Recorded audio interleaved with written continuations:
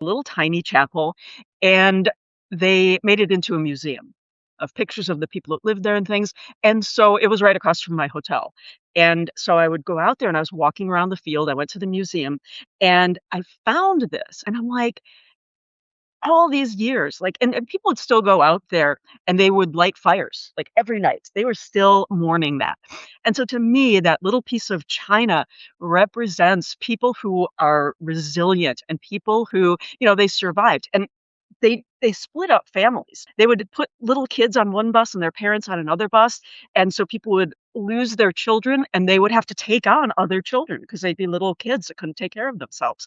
And so it's just this horrible, terrible chapter in history, but to me, like, that little delicate piece of china, first of all, it represented somebody had that china in their home, and they, like, couldn't take their belongings with them, they were just they maybe grabbed some clothes, and so, like, the strength of that and the resilience in this tiny little bit of such a delicate, piece that survived all those years. So, your correspondences can be whatever you want them to be.